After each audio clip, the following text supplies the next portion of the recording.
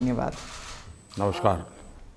5 राज्यों में चुनाव शुरू हो रहे हैं, तो आपने जमकर कैंपेनिंग की है, तो आपको कहीं पर लगा कि बीजेपी के खिलाफ कोई एंटी इनकम्बेंसी सेंटिमेंट या कुछ ऐसे वेव कुछ लगा आपको?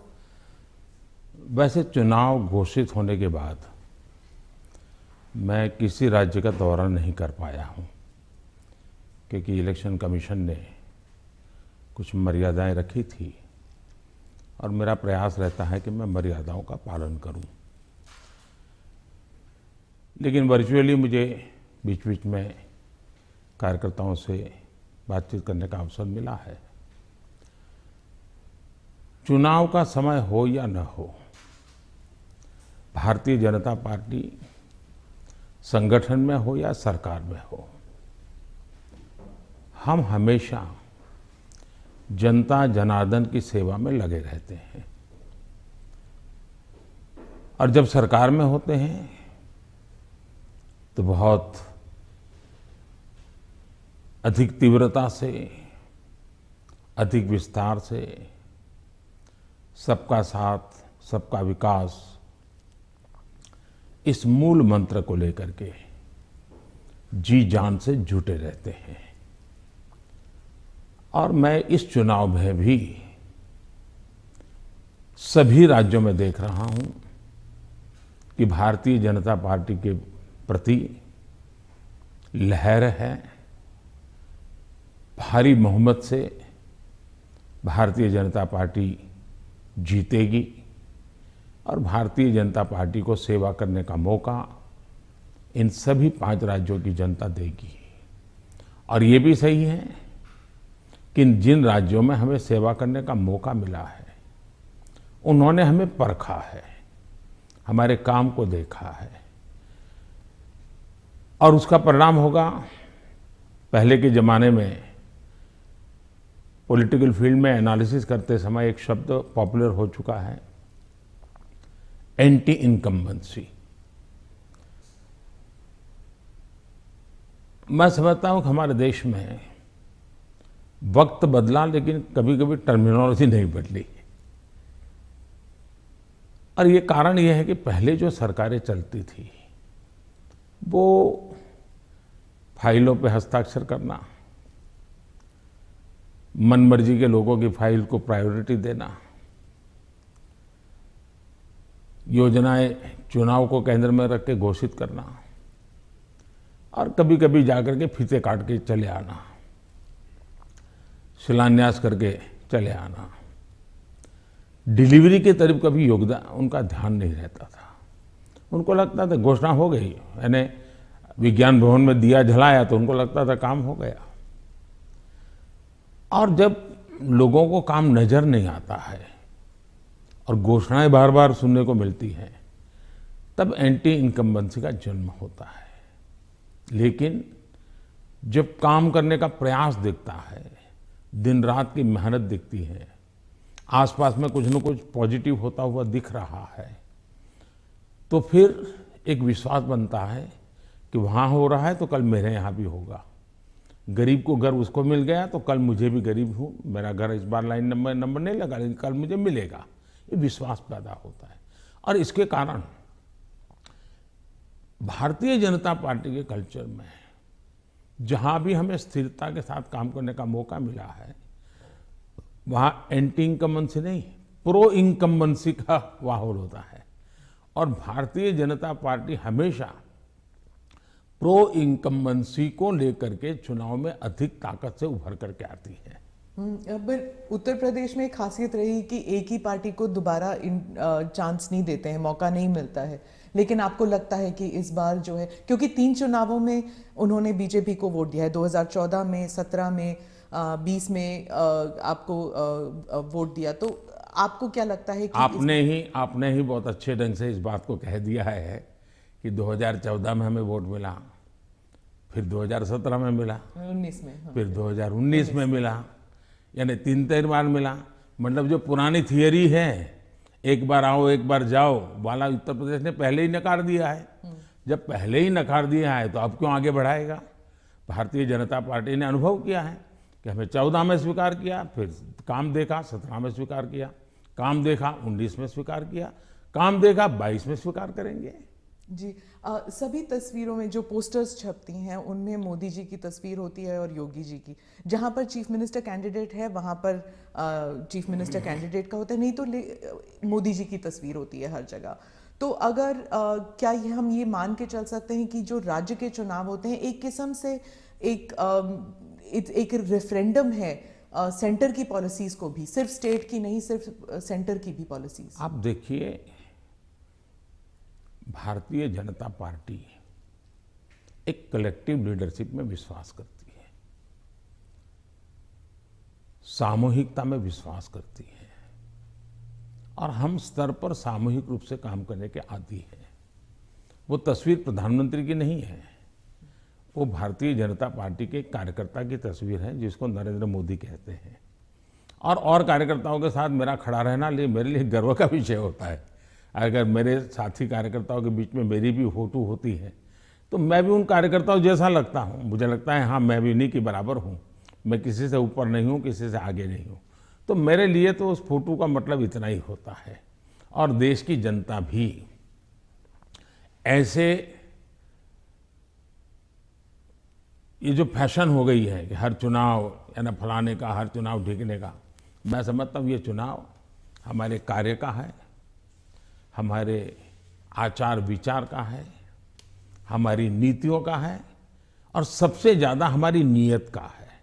और मैं मानता हूँ देश उसको समर्थन कर रहा है। तो अगर पार्टी जीतती है इलेक्शन में तो बीजेपी कहती है ये मोदी की जीत है, तो अगर हारती है तो क्या आप इसको एक कभी कभी पर्सनल भी लेते हैं कि, और क्या मंथन चलता है पार्टी में आप बाकी लीडर्स के साथ बैठ के कि गलती कहाँ पे हुई और कहाँ पे हमको रोल बैक करना चाहिए या गलतियां सही करनी चाहिए? आपने बहुत सही सवाल पूछा है। भारतीय जनता पार्टी, हम चुनाव हार करके ही जीतने लगे हैं। हमने बहुत पराजय देखे हैं, जमानतें जब्त होती देखी है। मैं तो तब राजनीति में नहीं था, लेकिन एक बार मैंने देखा कि चुनाव में ये जनसंघ था उस समय, शायद दीपक निशान था उनका, और कहीं मिठाई बांट रहे थे। तो हमने सुना ये मिठाई क्यों बांट रहे, तो सब हार गए। तो बताया कि साहब हमारे 3 लोगों की जमानत बच गई है इसलिए हम मिठाई बांट रहे हैं। उस जमाने से हम लोग गुजरे हुए लोग हैं और इसलिए जय और पराजय दोनों हमने देखा है।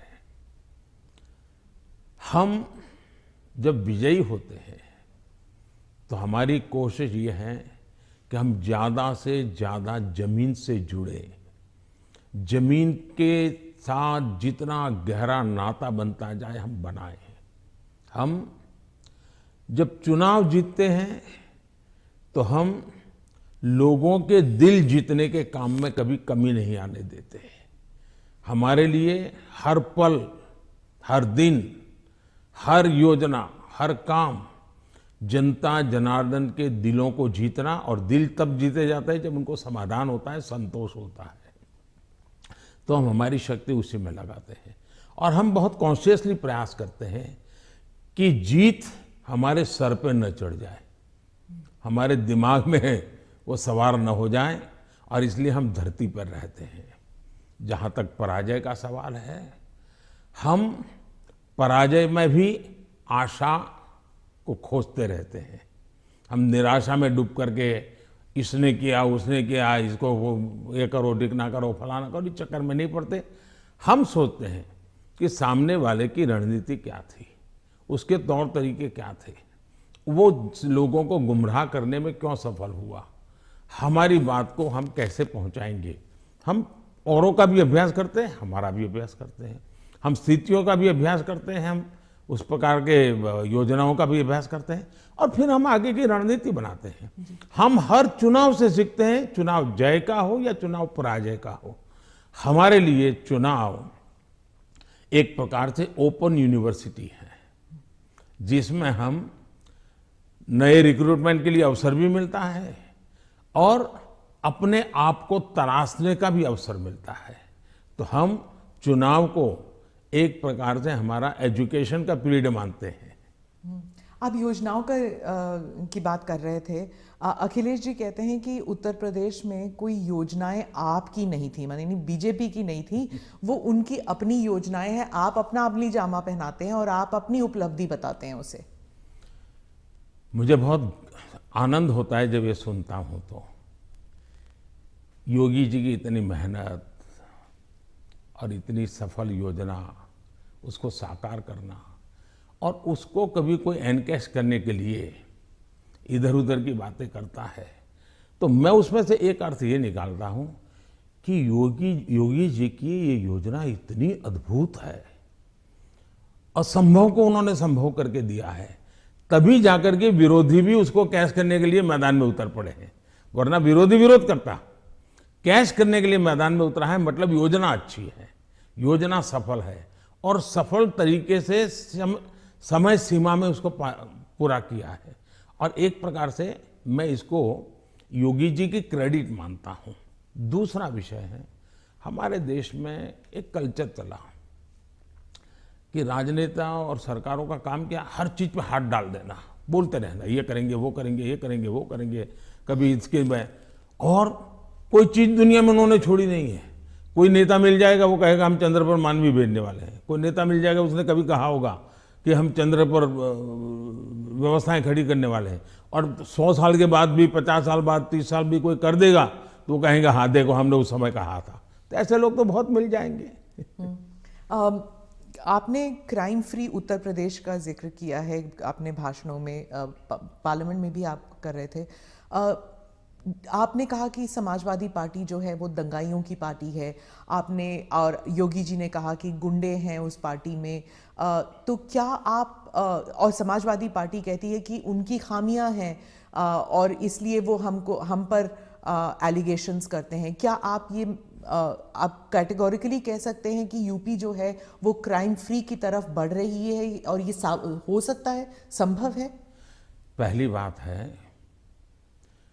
कि जब लोग उत्तर प्रदेश में सुरक्षा के विषय की चर्चा करते हैं तो वहाँ के सामान्य मानवी के मन में पिछली सरकारों में जो उन्होंने मुसीबतें झेली है, जिस प्रकार से गुंडा राज चलता था, जिस प्रकार से माफिया की इच्छा के अनुसार ही सरकार के बाबुओं को काम करने के लिए मजबूर होना पड़ता था, जिस प्रकार से इस प्रकार के दबंग लोगों को सरकार में एक प्रकार से प्रतिष्ठा थी, आश्रय था, ये सारी चीजें उत्तर प्रदेश ने बड़े निकट से देखा है।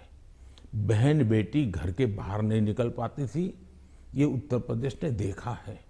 आज उत्तर प्रदेश की बेटी कह रही है कि मैं शाम को अंधेरा होने के बाद भी अगर कहीं काम है तो जा सकती हूँ। ये जो विश्वास पैदा हुआ है वो मैं समझता हूँ सुरक्षा के लिए बहुत जरूरी है। और ये तब हुआ है, उत्तर प्रदेश में एक समय था गुंडे जो चाहे वो कर सकते थे।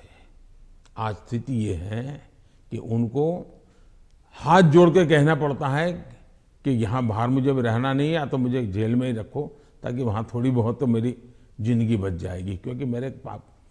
और हर कोई सरेंडर कर रहा है। बहुत से लोग हो सकता है सही रास्ते पर भी आ जाएंगे, जब देखेंगे कि भाई अच्छे रास्ते से भी जीवन जिया जा सकता है तो हो सकता है अच्छे रास्ते पर आ जाएंगे। लेकिन योगी जी ने सुरक्षा को प्राथमिकता दी है, कोई कॉम्प्रोमाइज नहीं किया है। कुछ लोगों को उसके कारण तकलीफ हो रही क्योंकि उनका कारोबार वही था। आज खास करके माताओं बहनों को जो सुरक्षा मिली है ये बहुत ही महत्वपूर्ण है। अब आप देखिए इतना बड़ा कुंभ का मेला हुआ, यानी हमारे देश में हुए कुंभ के मेलों में सबसे बड़ा कुंभ का मेला योगी जी के कालखंड में हुआ। करोड़ों की तादाद में लोग आए, कोई कानून व्यवस्था की समस्या नहीं हुई, कहीं चोरी की भी खबरें नहीं आई, जेब कतरे की खबर नहीं आई। ये किसी भी समाज को संतोष देने वाला विषय है, ये गौरव करने वाला विषय है। और हिंदुस्तान में अगर सुरक्षा को प्राथमिकता दी जाए तो बुरा क्या है? नहीं, बुरा नहीं। जैसे सुरक्षा की बात चल रही है तो वो कहते हैं कि वहां पर एक जुडिशियल प्रोसेस नहीं है, ठोकों की राजनीति चलती है। अगर योगी सरकार ने डिसाइड कर लिया कि फला जो है वो गुंडा है या उसका कारोबार जो है उसमें कोई डाउट है तो उसको जेल में डाल दो, मतलब एक जुडिशियल प्रोसेस नहीं है, वो कहते हैं। देखिए, हिंदुस्तान की जुडिशरी वाइब्रेंट है, हिंदुस्तान की जुडिशरी बहुत ही सक्रिय है और कभी कभी तो प्रोएक्टिव है। अगर ऐसा कुछ भी हुआ होता तो हिंदुस्तान की जुडिशरी ने जरूर कदम उठाए होते, और पीआईएल करने वालों की कमी नहीं है हमारे देश में। ऐसी बहुत बड़ी जमात है जिनकी रोजी रोटी पीआईएल पर है, तो वो तो तुरंत पहुंच जाते हैं, लेकिन ऐसा कुछ नहीं हो रहा है।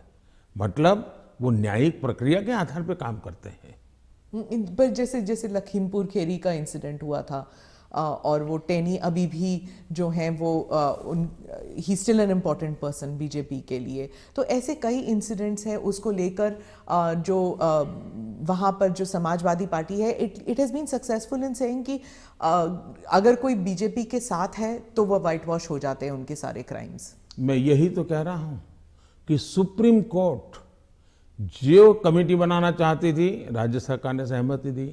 सुप्रीम कोर्ट जिस जज के नेतृत्व में तपास करना चाहती थी, राज्य सरकार ने सहमति दी। राज्य सरकार ट्रांसपेरेंसी से काम कर रही है, तभी तो सुप्रीम कोर्ट की इच्छा के अनुसार सारे निर्णय करती है। आप डबल इंजन सरकार के बारे में काफ़ी बारी कह चुके हैं अपने स्पीचेस में। डबल इंजन सरकार से आप विश्वास जगाना चाहते हैं इलेक्टोरेट में कि विकास जल्दी हो जाएगा अगर दोनों तरफ, मतलब सेंटर में भी और स्टेट में भी बीजेपी की सरकार रहेगी। लेकिन कुछ लोग समझते हैं कि इससे एक धमकी की तरफ देखते हैं कि अगर डबल इंजन सरकार नहीं है तो विकास में गतिरोध आ सकता है, वह विकास मतलब गाड़ी आगे नहीं चलेगी अगर ये डबल इंजन सरकार नहीं होगी तो। देखिए, परिवार में भी माँ बाप हमेशा सभी भाइयों बहनों को कहते हैं कि देखो भाई, हम सब मिलकर के इस दिशा में जाएं तो सब अच्छा होगा, और सब उसी दिशा में प्रयास करते हैं। कोई एक दूसरे के विपरीत नहीं करता है।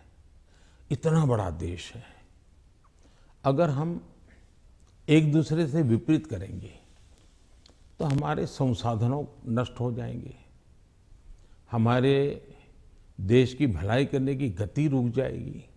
और इसलिए देश के लिए बहुत आवश्यक है कि लोगों के कल्याण के काम हम मिल बैठ के करें और ज़्यादा तेजी से करें।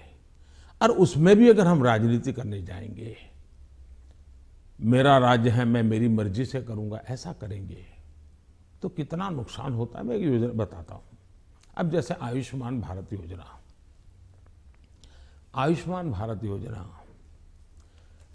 गरीब जो बीमारी में है उसको 5 लाख रुपए तक बीमारी में स्वस्थ होने के लिए सहायता करता है। भारत सरकार करती है, पैसे भारत सरकार दे रही है।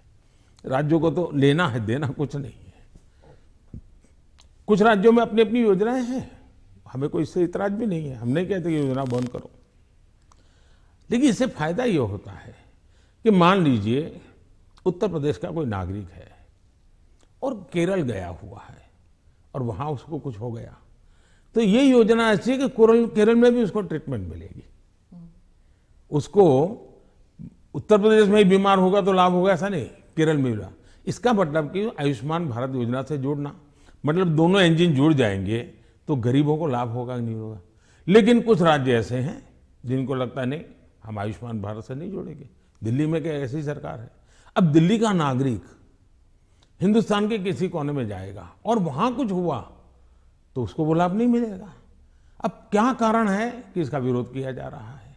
उसी प्रकार से हमने one nation one ration card क्यों किया कि भाई कोई भी मजदूर हिंदुस्तान के किसी भी कोने में जाएगा, एक ही राशन कार्ड होगा।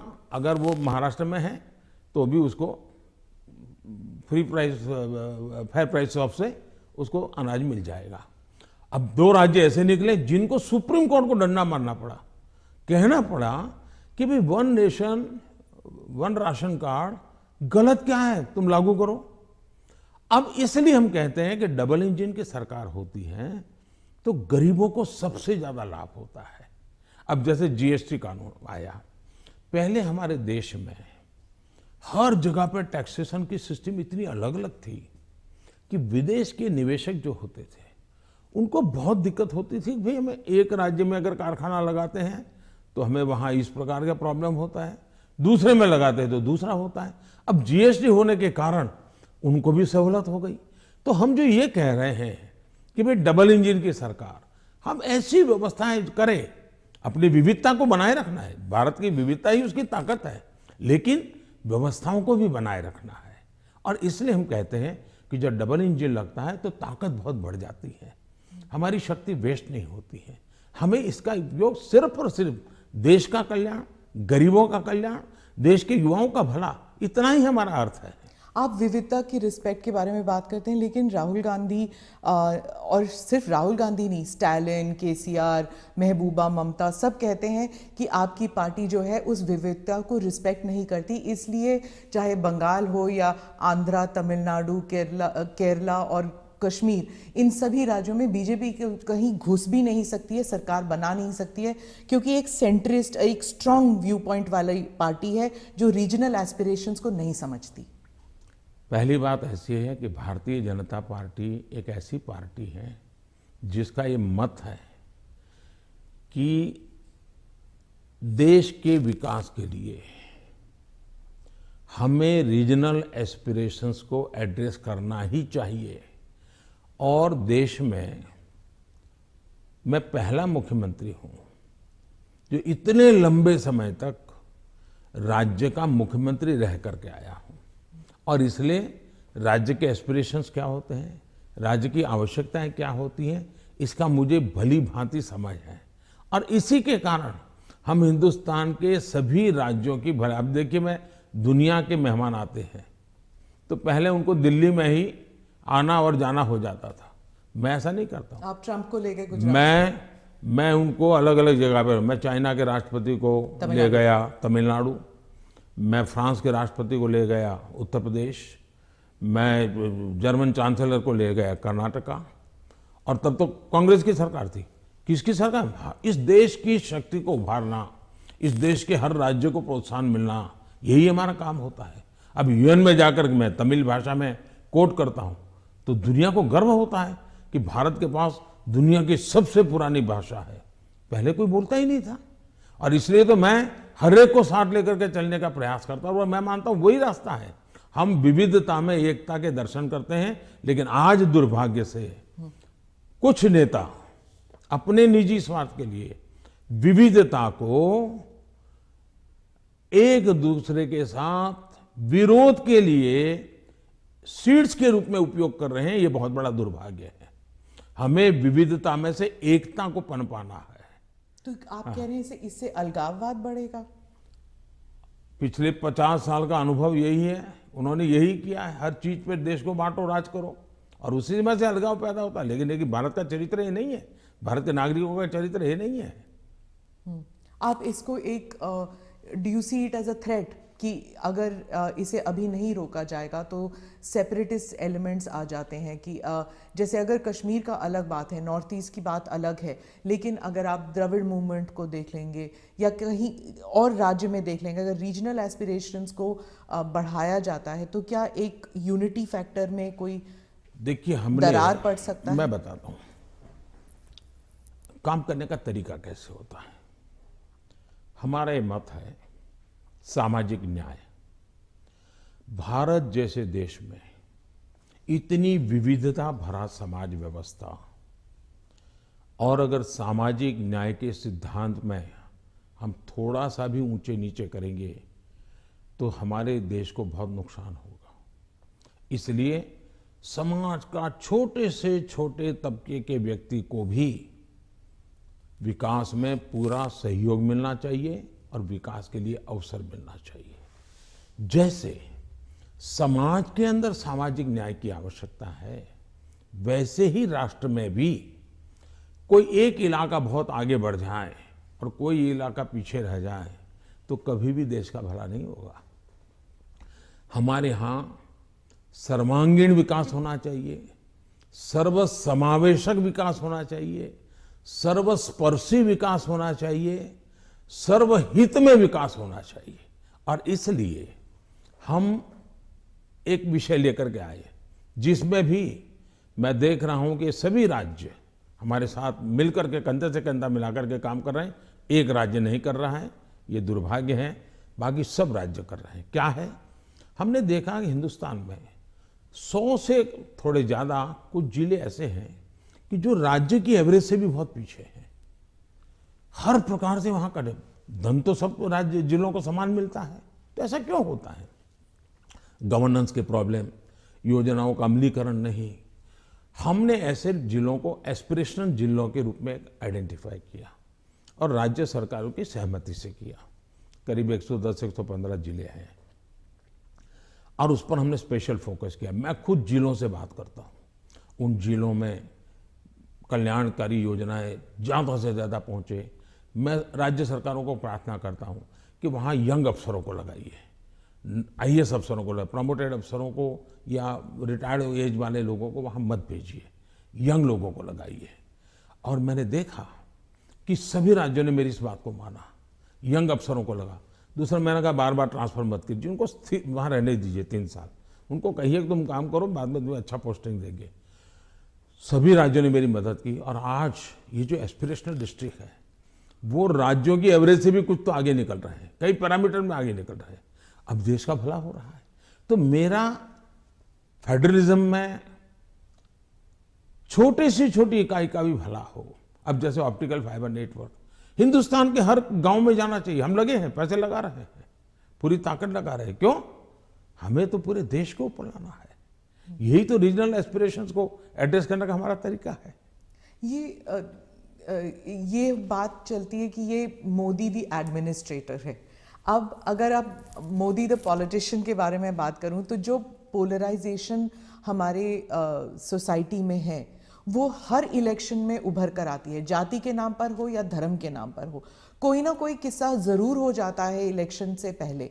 तो मोदी दी एडमिनिस्ट्रेटर आपने बता दिया आपने क्या क्या किया है, मोदी द पॉलिटिशियन नहीं कर पाया है अभी तक।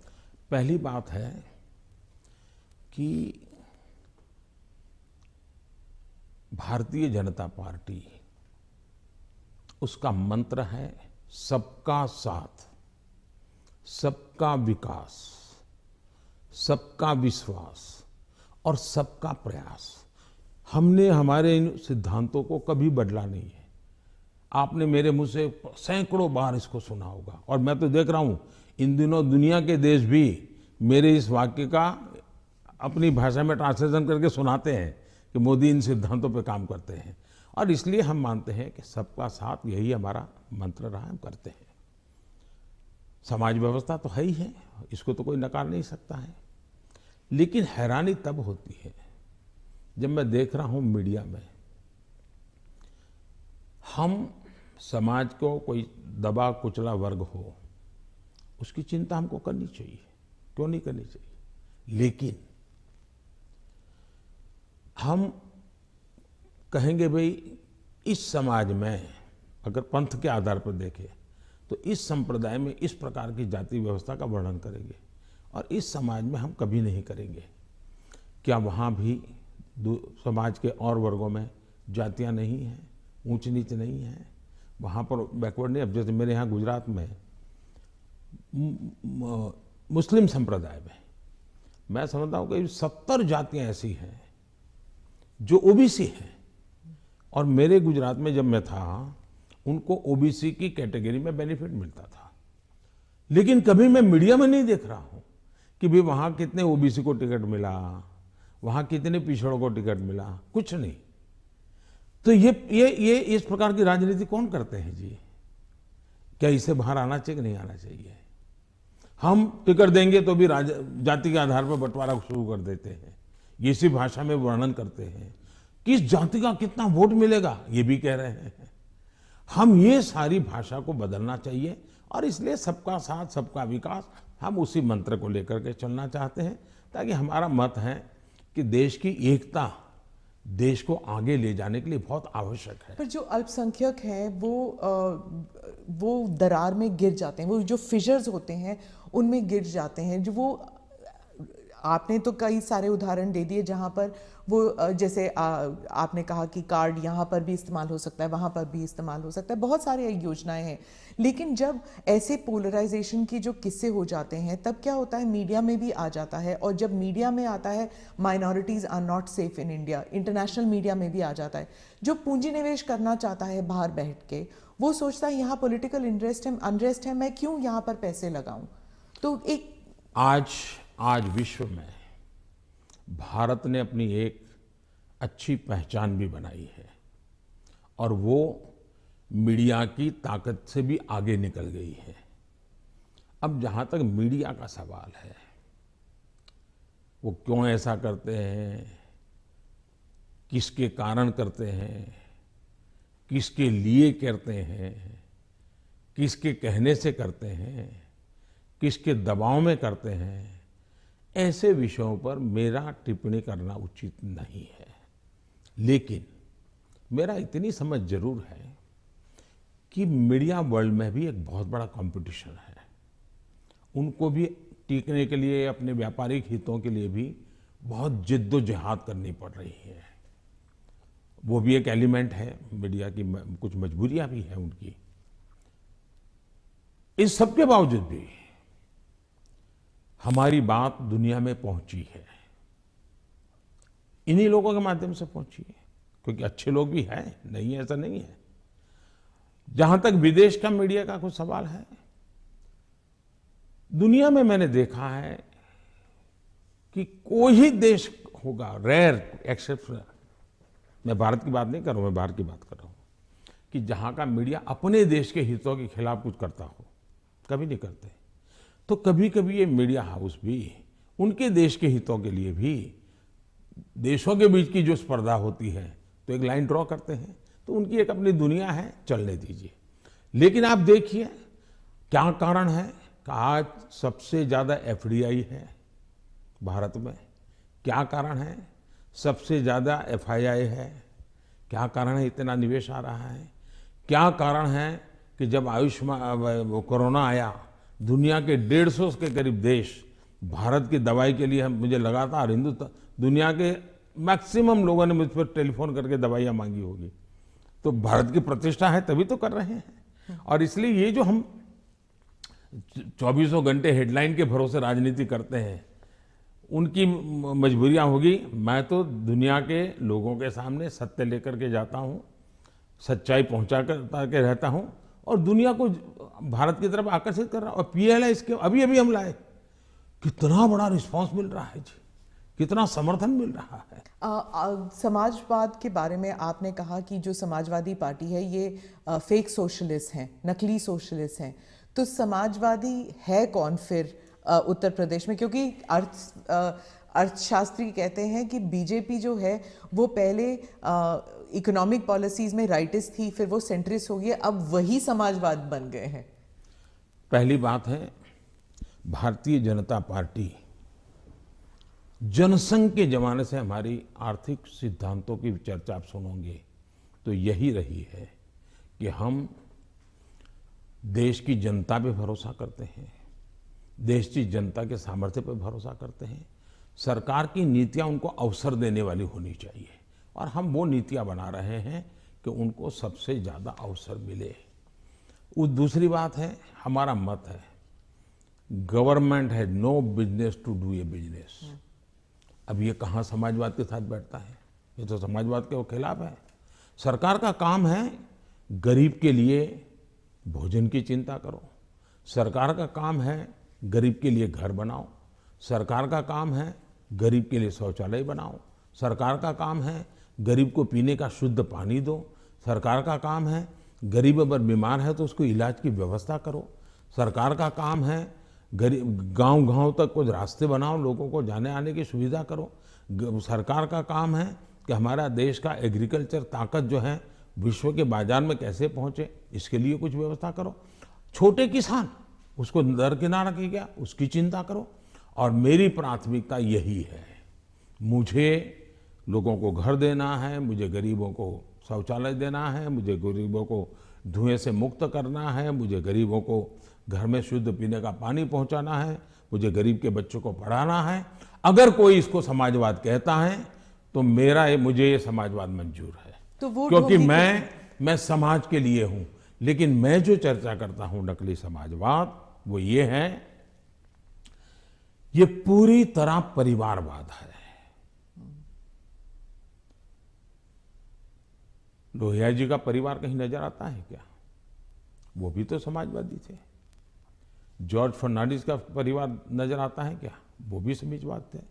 नीतीश बाबू हमारे साथ काम कर रहे हैं, वो भी तो समाजवादी हैं। परिवार कहीं नजर आता है क्या? ये समाजवादी लोग हैं। लेकिन ये लोग देखिए, पूरा परिवार। मुझे एक बार किसी ने चिट्ठी भेजी थी, मैं तो भूल गया आज।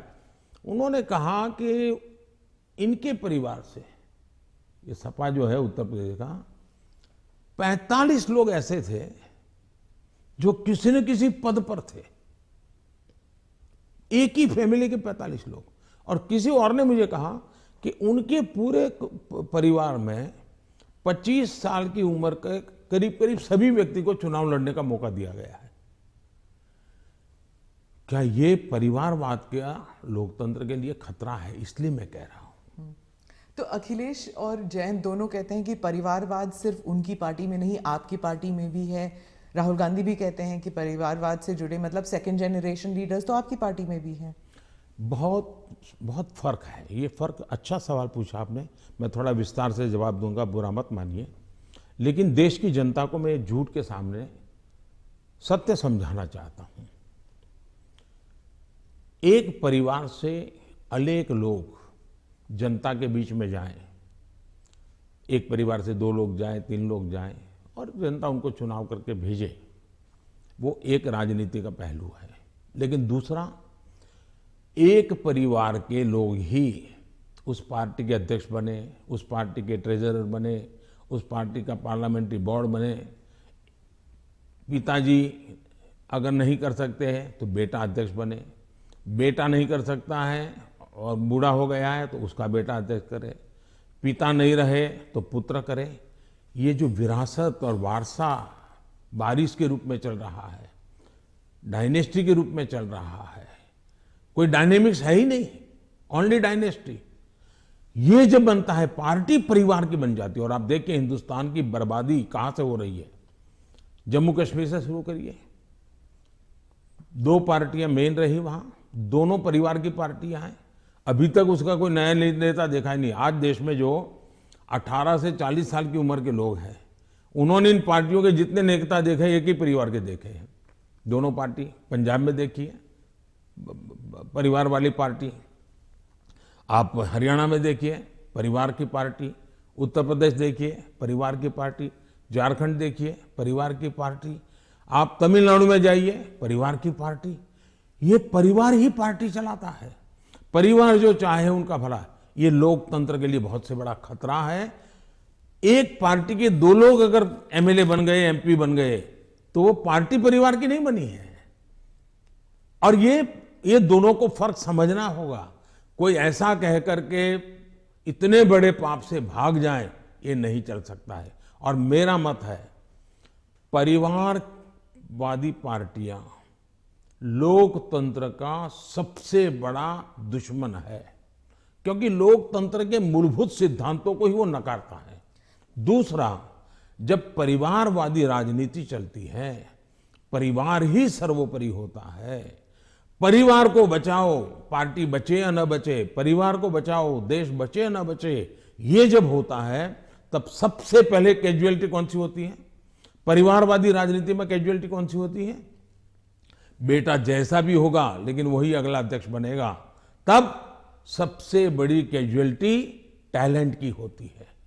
और सार्वजनिक जीवन में जितनी ज्यादा अधिक टैलेंट आए बहुत जरूरी है। इसलिए राजनीतिक दलों का लोकतांत्रिकरण ये बहुत आवश्यक है। परिवारवादी पार्टियां नए अच्छे नौजवानों को राजनीति से आने से रोकते हैं। मान लीजिए कोई नौजवान है जिसको भारतीय जनता पार्टी में नहीं जाना है, लेकिन बाकी कहीं पर उसको जगह ही नहीं है, कहां जाएगा? क्योंकि बाकी में तो है भाई, उसके परिवार का मैं नहीं हूं, तो थोड़े दिन तो मेरा उपयोग होगा, बाद में मुझे फेंक देंगे। मैं उनके काम आऊंगा तब तो चलूंगा, लेकिन मैं राज्य की भलाई के लिए काम करूंगा तो मैं नहीं चलूंगा। सब नौजवान डर रहे हैं सार्वजनिक जीवन में आने से। भारतीय जनता पार्टी को आ रहे हैं तो लोगों को लगता है कि भारतीय जनता पार्टी क्यों बढ़ रही है, क्योंकि लोकतांत्रिक तरीके से चल रही है। तो आप जब परिवार के बारे में बात करते हैं, स्पेशली पॉलिटिकल पार्टीज के जो पॉलिटिकल फैमिलीज हैं, तो कांग्रेस कह रही है जान के आपने जवाहरलाल नेहरू के स्पीचेस के बारे में, दोनों सदनों में जो आपने स्पीच दिए, राज्यसभा में, लोकसभा में, वहाँ पर आपने नेहरू जी के स्पीचेस पर बहुत तवज्जो दी और यही दिखाने के लिए कि नेहरू जी ने भी ऐसे काम किए हैं जिसके लिए आप उन्हें क्रिटिसाइज कर रहे थे। तो राहुल गांधी ने देर रात को मीडिया से बात करते हुए कहा कि I don't need a certificate from Modi ji about my great grandfather. तो अब ये फिर अब पूरा परिवार के ऊपर बन गया है कंट्रोवर्सी। हालांकि आपने जो एग्जांपल्स दिए थे वो परिवार के ऊपर नहीं था। पहली बात है, मैंने किसी के पिताजी के कुछ नहीं कहा है, मैंने किसी के दादाजी के लिए कुछ नहीं कहा है, नहीं मैंने किसी नाना जी के लिए कहा है, नहीं मैंने किसी की माताजी के लिए कुछ कहा है। मैंने देश के प्रधानमंत्री ने क्या कहा वो कहा है, और सरकार एक कंटिन्यूटी होती है, और इसलिए एक प्रधानमंत्री के ये विचार थे तब क्या स्थिति थी, आज के प्रधानमंत्री के ये विचार है क्या स्थिति है, और देश का ये हक बनता है। अब दूसरा, बार बार हमें कहा जाता है आप नेहरू जी का नाम लेते नहीं, आप नेहरू जी का नाम, अब हम लेते हैं तो भी मुश्किल हो रहा है। मुझे समझ नहीं आ रहा है कि इतना डर किस बात का है। प्रधानमंत्री जी, 2014 से आप कांग्रेस मुक्त भारत की बात करते हैं। अब वो 60 से कम सीटें हैं कांग्रेस पार्टी की, और उत्तर प्रदेश में तो नंबर 4 पर हैं। तो आप इतना वक्त क्यों लगा रहे थे अपने स्पीच में कांग्रेस के ऊपर? पहली बात है कि देश की जो आज हालत है उसमें सबसे जिम्मेवार कोई मुख्य धारा है तो कांग्रेस की धारा है। इस देश को जितने प्रधानमंत्री मिले ना, उसमें से अटल जी को और मुझे छोड़ करके सारे प्रधानमंत्री कांग्रेस कुल के ही थे। इसके कारण देश में एक कांग्रेस की कार्यशैली ही राजनीति में एक प्रकार से मुख्य धारा बन गई। अब जब कांग्रेस की कार्यशैली, कांग्रेस की विचारधारा, कांग्रेस के पसंद नापसंद के आधार क्या है, संप्रदायवाद है, जातिवाद है, भाषावाद है, प्रांतवाद है, भाई भतीजावाद है, भ्रष्टाचार है, अगर यही इस राजनीति में मुख्य धारा में रहेगा तो देश का कितना बड़ा नुकसान होगा।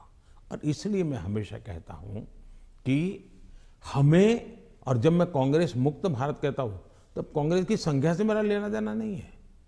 अब जैसे हम कम्युनिस्ट पार्टियों की आलोचना करते हैं, अब सत्ता में नहीं है, वो कहीं नजर नहीं आता, एक केरल में कोने में बैठे हैं, फिर भी वो विचारधारा खतरनाक है।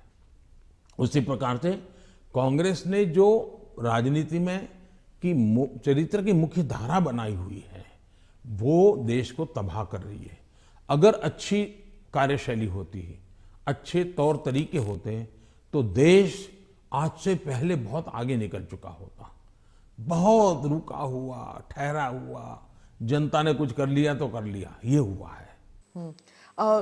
उत्तर प्रदेश पे ही वापस आती हूँ। वहाँ पर जो ऑप्टिक्स की बात कर रही हूँ, जो पहले चरण में जो चुनाव होने वाले हैं, ऑप्टिक्स में ऐसे लग रहा है जैसे दो युवा नेता हैं, अखिलेश और जयंत, और दूसरी तरफ बहुत ही पावरफुल योगी जी और मोदी जी, जो सरकारी मशीनरी का दुरुपयोग कर रही है, कह रहे हैं, और उनके साथ है ईडी, उनके साथ है जुडिशरी, उनके साथ है मीडिया। तो एक अनइवन प्लेइंग ग्राउंड है। आप क्या कहेंगे इस बारे में? पहली बात है कि ये दो लड़कों वाला खेल तो हमने पहले भी देखा था, और इतना अहंकार था कि उन्होंने गुजरात के दो गधे ये शब्द प्रयोग किया था, और उत्तर प्रदेश की जनता ने उनको हिसाब दिखा दिया।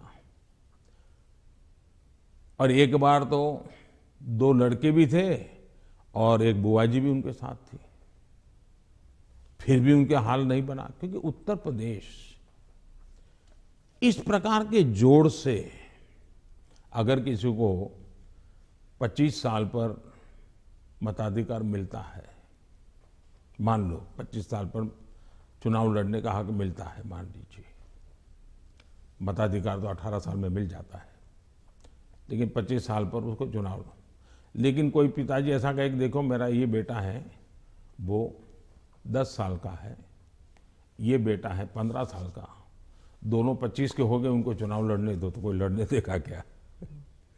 तो इस प्रकार के मेलजोल से चलता है क्या? नहीं, पर जो उनका आरोप है कि लेवल प्लेइंग फील्ड नहीं है क्योंकि बीजेपी सरकारी मशीनरी और इदारों का इस्तेमाल करती है, ईडी का, और टैक्स रेड्स होते हैं कैंडिडेट्स पर, उनके रिश्तेदारों पर, आप क्या कहेंगे? हिंदुस्तान में भ्रष्टाचार ये दिमक की तरह देश को परेशान कर रहा है कि नहीं कर रहा है? ऐसे लोगों के खिलाफ जनता ने हर बार आवाज उठाई कि नहीं उठाई है? अगर मैं कुछ न करूं तो जनता मुझे माफ करेगी क्या? जहां से भी सरकार को जानकारी मिलेगी, सरकार ने कदम उठाना चाहिए कि नहीं उठाना चाहिए? और कदम उठाने के बाद अगर देश के खजाने में अरबों खरबों रुपये आ रहे हैं तो मेरी तारीफ होनी चाहिए। अच्छा, चुनाव के समय हिंदुस्तान में हर बार चुनाव चलता रहता है भाई, तो सरकार काम करना बंद कर दे क्या? चुनाव आप एक बार तय कर लीजिए भाई, 5 साल में एक बार ही चुनाव होगा, सब मिलकर के चुनाव लड़ेंगे, सभी राज्यों के साथ होंगे, केंद्र का साथ में होगा, सारा खर्चा भी बच जाएगा, तो फिर कभी ईडी भी नहीं दिखाई देगा, सीबीआई भी नहीं दिखाई देगा। अब क्या करे? वो तो सरकारी दफ्तर है, वो अपने अपने तरीके से काम करते हैं, वो स्वतंत्र तरीके से काम करते हैं, चुनाव बीच में आ जाता है, करेंगे क्या? वो तो अपने टाइम टेबल से चलते रहते हैं, जहां से उनको जानकारी मिलती है करते हैं, सरकार का उसमें कोई रोल भी नहीं होता है। ये पहला चुनाव है किसान कानून वापस लेने के बाद चुनाव। जब आपने देश के नाम संदेश किया तो उस टाइम आपने कहा कि ये चुनाव से संबंधित डिसीजन नहीं था, आपने पूरे उस प्रक्रिया के बारे में बताया, लेकिन आपके समर्थक भी कह रहे थे that there was so much of personal capital. प्रधानमंत्री जी शायद कन्विंस नहीं कर पाए किसानों को कि ये देश हित में है, किसानों के हित में है, और उसकी वजह से आपके समर्थन भी जो हैं वो डिसअपॉइंट हो गए थे। तो क्या आप इसको एक व्यक्तिगत रूप में आप इसको एक हार मानते हैं? देखिए, मैं किसानों के दिल जीतने के लिए निकला हुआ इंसान हूं। मैं छोटे किसानों का दर्द समझता हूं और मैंने हमेशा उनके दिल जीतने का प्रयास किया है, और हिंदुस्तान भर के किसानों का मैंने दिल जीता भी है, मेरा साथ दिया है, समर्थन किया है। लेकिन मैंने कहा था, उस दिन भी कहा था टीवी में, कि मैंने किसानों की भलाई के लिए कदम उठाए, लेकिन आज देश के हित में मैं वापस कर रहा हूं। मैं समझता हूं इसको अधिक विस्तार मुझे करने की जरूरत नहीं है। बाद के घटनाक्रमों से पता चलेगा कि क्यों जरूरत पड़ी थी। तो क्या आप एक डायलॉग करने के लिए फिर से तैयार हैं, किसानों को कन्विंस करने के लिए? इस देश के लोकतंत्र का ये सबसे पहला कर्तव्य बनता है, लोकतंत्र में जनप्रतिनिधि का और सरकार का, कि जनता के साथ संवाद करते ही रहना चाहिए, और हम लगातार करते हैं। हम कभी भी संवाद टूटना जिसके पक्ष में है ही नहीं। हर किसी को मुझे भी सुनना चाहिए, मेरी सरकार को भी सुनना चाहिए, और बातचीत करना ही चाहिए। बातचीत हमेशा होनी चाहिए, और इश्यू पर चर्चा ना हो ऐसा नहीं है। जैसे हम बजट के पहले बजट कैसा बने हद से क्यों पूछते हैं, किसानों से पूछते हैं कि बजट कैसा बनना चाहिए, उनके विचार लेते हैं। ये हम तो मानते हैं कि सब कुछ ज्ञान बाबुओं के पास है और नेताओं के पास है, ऐसा हम नहीं मानते। हमारे देश के पास, हर नागरिक के पास अनुभव है, हर नागरिक के पास ज्ञान का भंडार है। हम तो सबसे संवाद करना चाहते हैं, सबसे सीखना चाहते हैं, सबके सुझावों के आधार पर हम चलना चाहते हैं। कोविड के टाइम, फर्स्ट वेव और सेकेंड वेव, उसके बारे में आपने अपने स्पीच में भी जिक्र किया कि उसे आपने कहा कि जो कोविड के अगेंस्ट जो हमारी लड़ाई थी वो वी वर विक्टोरियस, मतलब भारत जो है वो विक्टोरियस उभर के आया। लेकिन आपने ये भी कहा कि महाराष्ट्र की सरकार और दिल्ली की सरकार जो है वो नकारात्मक कार्य कर रही थी, लेकिन अरविंद केजरीवाल, राहुल गांधी और शिवसेना ने, तीनों ने कहा कि नहीं, ये गलत है। कोविड की लड़ाई में जो नाकामयाबी सरकार की थी, सेंट्रल गवर्नमेंट की थी, वो हम पे लादा जा रहा है। मैंने ये कहा कि कांग्रेस पार्टी, जब लॉकडाउन हुआ, WHO समेत सब लोग कहते थे कि जो जहां है वहां रहे, वो एक जगह से दूसरी जगह पे न जाए, वरना कोरोना के वो शिकार हो जाएगा, उसका जीवन को तकलीफ हो जाएगी। और उस समय कोरोना किस चाल से चलता है, उसका रूप रंग क्या है, कोई पता ही नहीं था दुनिया को। लॉकडाउन, अफरा तफरी में लॉकडाउन राज्यों ने शुरू कर दिए थे, राज्यों ने लगातार अपनी तरफ, और एक राज्य लॉकडाउन कर रहा है तो दूसरे, तो इसलिए नेशन वाइड कुछ करने की आवश्यकता बन गई थी। ये लोग भूल जाते हैं, लॉकडाउन पहले से ही राज्यों ने शुरू कर दिए थे। भारत सरकार ने तो बाद में लॉकडाउन का निर्णय करना पड़ा सबको एक साथ उसकी स्थिति सुधारने के लिए। दूसरी बात है, मैंने कहा कांग्रेस पार्टी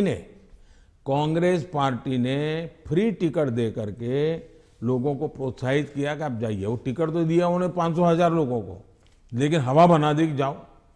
अब उस समय ये न करते तो हमारे देश के श्रमिकों को दो चार, क्योंकि भय का वातावरण तो था ही था, 2-4 दिन में चीजें संभल जाती उनको पर, तो बाद में व्यवस्थाएं खड़ी हो जाती। लेकिन उल्टा किया और पूरी ताकत श्रमिकों के लिए लगानी पड़ी। तब जाकर के योगी जी को हजारों बस भेजनी पड़ी यहाँ पर। यहाँ पर भी दिल्ली में आप पार्टी ने, उसके नेताओं ने जीपों में जाकर के झुपड़पट्टी में कहा है, वीडियो अवेलेबल है कि भाई आप जल्दी जाइए और वहां पहुंचिए, वहां से आप अपने घर पहुंच जाइए, यहां तो लॉकडाउन हो रहा है। भय पैदा कर दिया। और मैं हमेशा कहता हूं, ये भारत की जनता इतने बड़े संकट में, दुनिया मानती थी कि हिंदुस्तान का हालत सबसे खराब होगा, और स्वाभाविक था कि इतनी बड़ी जनसंख्या, हम इस प्रकार से समूह में रहते हैं, हमारा जीवन भी सामूहिक होता है, और ये बीमारी ऐसी है कि तुरंत लपेट लेती है, तो हमारे लिए हर प्रकार के संकट थे, ये तो मानना पड़ेगा। और बीमारी ने दुनिया भर को जिस प्रकार से समृद्ध देशों को तबाह कर दिया है, उसकी तुलना में हम बच पाए, तो हम गर्व से कह सकते हैं कि भाई हिंदुस्तान के नागरिकों ने जो भी उनके पास संसाधन थे, उन्होंने अपने डिसिप्लिन को फॉलो किया और उन्होंने अपने आप को बचाने में काफी मदद की। तो विजय मैंने जो भी कहा है 130 करोड़ को, लेकिन मैंने ये कभी नहीं कहा कि कोरोना खत्म हो गया। मैं तो आज भी कहता हूं ये बहुरूपिया है, वो कभी भी नए रंग रूप के साथ मैदान में उतर आता है और हमारी स्थितियों को चुनौती देता है। हमें हर बार डायनेमिक व्यवस्था से नई नई व्यवस्थाएं खड़ी करनी पड़ रही और हमें जागरूक रहना पड़ेगा।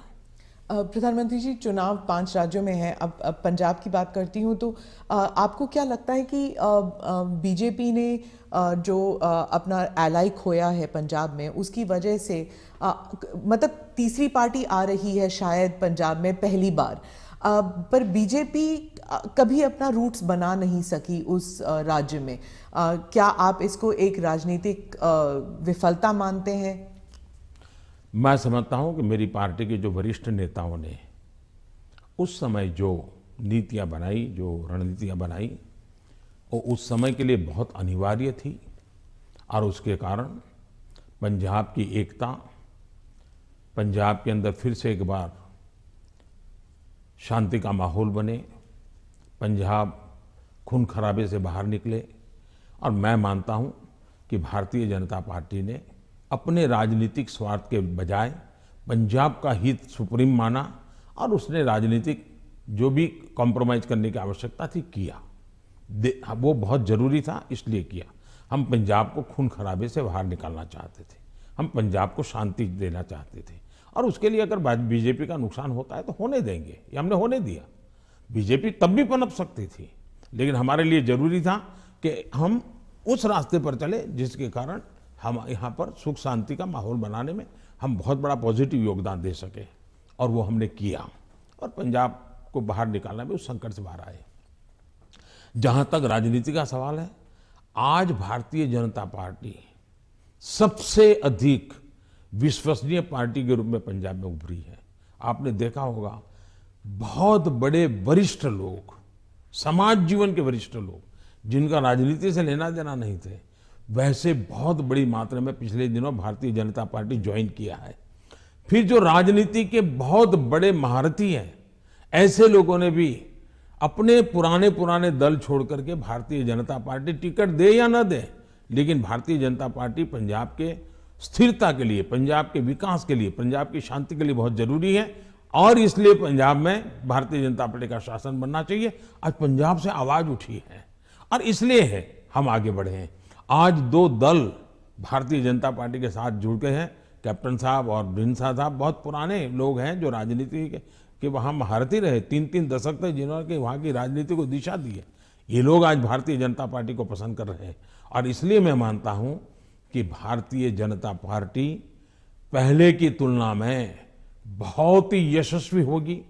पंजाब के लोगों के जो एस्पिरेशंस, कई कारणों से हमने भी शायद कॉम्प्रोमाइज कर करके अपनी पार्टी का नुकसान किया, हो सकता है कुछ लोगों का भी हुआ होगा, लेकिन अब जब हम खुल करके आए हैं तो उनका भी हौसला बुलंद हो गया। जो लोग दबे हुए रहे थे वो भी खुल करके हमारे साथ आए हैं। हमने किसान को डायरेक्ट बेनिफिट के लिए हम अड़े रहे, हमने कैप्टन साहब को समझाया, कैप्टन साहब हमारे साथ थे, उस समय वो मुख्यमंत्री थे, सहमत हुए और किसान को डायरेक्ट बेनिफिट ट्रांसफर हमने किया पंजाब में उसकी खेत की। तो मैं 1000 से ज़्यादा वीडियो निकली है, 1000 से ज़्यादा सोशल मीडिया में, एक मिनट की वीडियो में देख रहा था, मैंने भी कभी 10-12 तो देखी होगी। किसान कह रहा है कि मेरा खेत तो उतना ही है, मेरी फसल वही है जो मेरे 20-25-30 साल से हम कर रहे हैं, पैदावार भी उतनी है, लेकिन मेरे घर में इतने रुपये पहले कभी नहीं आए जितने मोदी जी की सरकार ने डायरेक्ट बेनिफिट ट्रांसफर का निर्णय किया और किसान को जो माल है उसका पैसा सीधा बैंक में खाते में उसके जाएगा। तो सारे बिचौलिए गए, कट जो होता था वो गया और मुझे मेरा पूरा पैसा मिला। ये छोटा किसान आज भारतीय जनता पार्टी का जय जयकार कर रहा है। जी, आप जब गए थे पंजाब तो आपका काफिला ब्रिज पे अटक गया था और आपने किसी ऑफिशियल को कहा कि आपने चीफ मिनिस्टर को कही है मैं जिंदा वापस जा रहा हूँ। बहुत सारी इन्वेस्टिगेशन भी चल रही है सिक्योरिटी को लेकर, लेकिन उस वक्त आपको कैसे महसूस हुआ था, क्योंकि आप पंजाब से पता नहीं कब से जुड़े हुए हैं? मैं इस पूरे नॉर्थ से पार्ट से मेरा बहुत निकट नाता रहा है। मैं पंजाब में बहुत रहा हूँ, मैं पंजाब की मेरा बड़ा नाता रहा है। मैं मेरी पार्टी का काम वहाँ करता था। मैं पंजाब के लोगों की जो वीरता है ना, मैंने देखी है। पंजाब के लोगों के दिल को मैं जानता हूँ। मैं आपको एक उदाहरण बताता हूँ। मैं अपनी पार्टी का काम करता था, उस समय तो ये आतंकवाद बड़ी एकदम हालत बड़ी ख़राब थी, शाम के बाद कोई निकल नहीं पाता था और मैं शायद मोगा में थे या तरन तारण में था, मुझे याद नहीं है आज, और मुझे अगले स्टेशन पे जाना था, लेकिन कार्यक्रम के कारण देर हो गई। मैं और मेरे ड्राइवर दो ही थे, हम निकले और दुर्भाग्य से हमारी गाड़ी खराब हो गई रास्ते में। तो हम कोशिश कर रहे थे लेकिन गाड़ी चल नहीं रही थी। तो उस समय एक पुरानी एम्बेसडर मेरे पास थी, धक्के भी लगाए, कोशिश की, तो खेत में 2-3 लोग थे, सरदार थे, वो दौड़ते हुए आए, उन्होंने भी धक्के लगाने में मदद की, लेकिन गाड़ी नहीं चली। फिर हमने कहा भाई नज़दीक से हमें कोई मैकेनिक मिलेगा कि नहीं मिलेगा? तो साहब यहाँ तो अभी तो कोई मिलेगा नहीं, बहुत दूर दूर है। फिर उन्होंने मुझे कहा कि देखो भाई, तुम्हें बुरा न लगे तो एक बात करो। मैंने कहा क्या?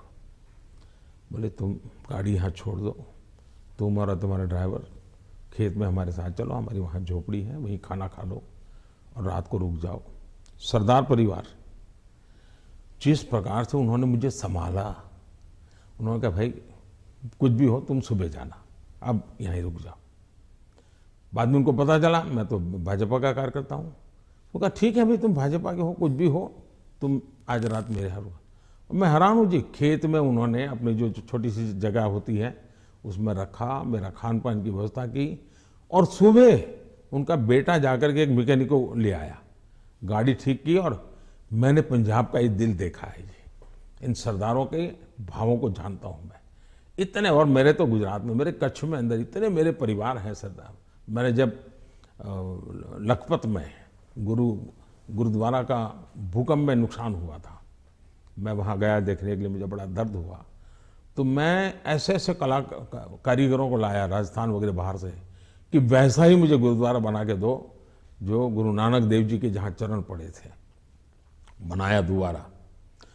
आज कच्छ के अंदर जो हमारे सरदार परिवार हैं, बहुत बड़ी मात्रा में है, खेती करते हैं, जब वो इसका बात का वर्णन, उनकी आंखों में से आंसू आ जाता है जी। और मैं अभी कुछ दिन पहले भी एक वर्चुअल मीटिंग में मैंने उस गुरुद्वारा में सबसे बात की, मेरा इतना लगाव रहा है जी।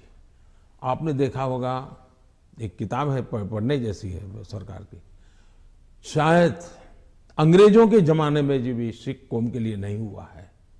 अंग्रेजों के जमाने में, कांग्रेस के जमाने में तो हुआ ही नहीं है।